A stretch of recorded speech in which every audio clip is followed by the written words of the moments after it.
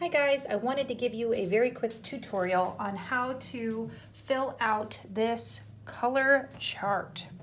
So here we're going to create hue, tint, tone, and shades of a color using watercolor pencils. Okay, the fun thing about watercolor pencils is that you can do some nice blending to create tertiary colors, and when you're working on your final project, you'll see how nicely they do blend into each other to create some nice variations. So if you look at our paper here, we have all the columns of the colors, right? So there are 12 colors that you're going to be creating. I'm only going to show you guys two, just so you get the gist. But I want you to look down. So this is the row for hue. And we know underneath hue is just the pure color. So that's simple enough. Here we have the tint of the hue. And that's when you add white to the color. That's going to be this row.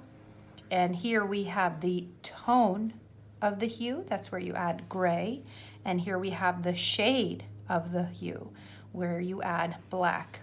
So in order to make this a lot easier for you guys, what you can do first is take your black watercolor pencil.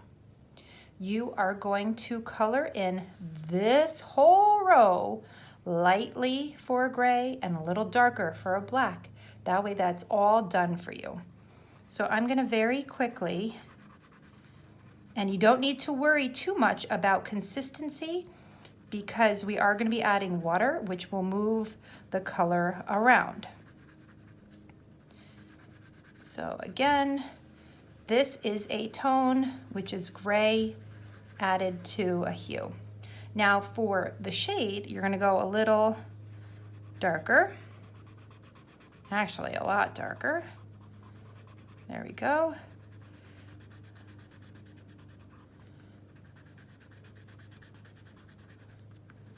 The whole way over.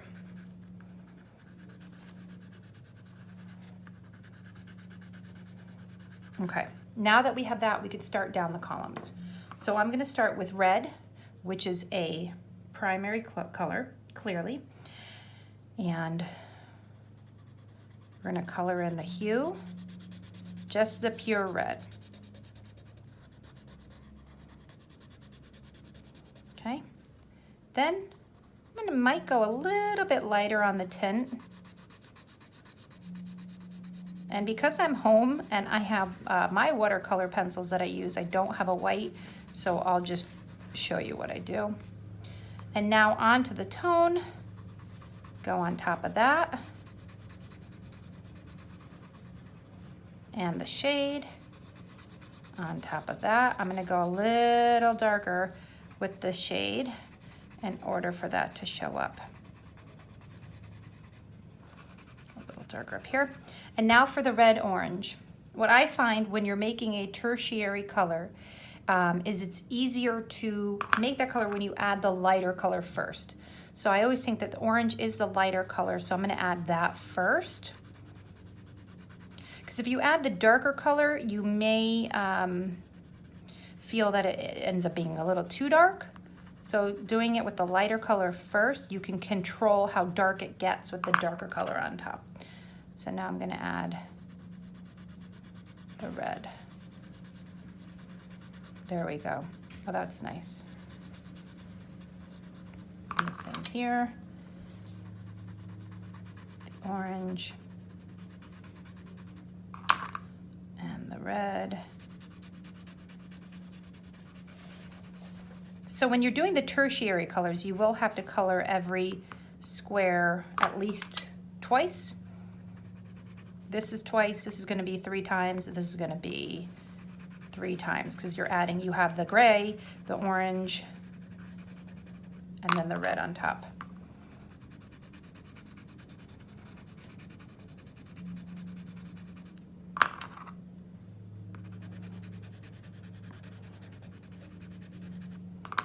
And the red.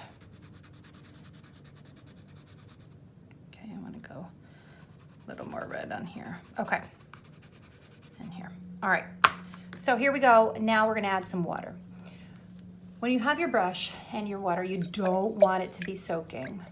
I'm just gonna make sure my bristles are pliable, so I'm kind of just gently tapping the bottom of my water here, and then I'm gonna scrape without flicking, without tapping. I'm just gently scraping the extra water off, okay?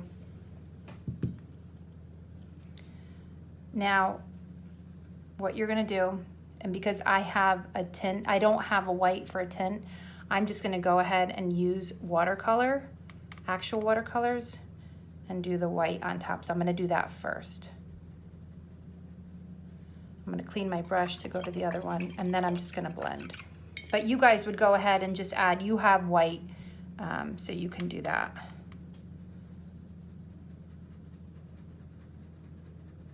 Oh, that's nice. Okay, now always work when you're adding water from the brightest to the darkest. If you work backwards, that dark will get in your brush and you'll make these darker as well. So here's my red, here's my tone. I'm just gonna wet my brush a little bit more, scrape it, and here's my shade. Oof, that's really dark, that's okay. Again, here's my pure hue of the red orange. Here's the tone of the red orange. And here's the shade of the red orange. That's really dark. I may recommend you not go so dark because that's a little dark. I'll take some of that off. Maybe what I'll do is go back over that a little later with some orange and red. But I think you guys get the gist and you can make adjustments on your own. Okay? Please don't use water until everything is colored. Color everything and then water. All right? So that's it. That's how we're going to fill out this entire sheet with hues, tints, tones, and shades of all 12 colors on the color wheel. All right, thanks guys. Bye.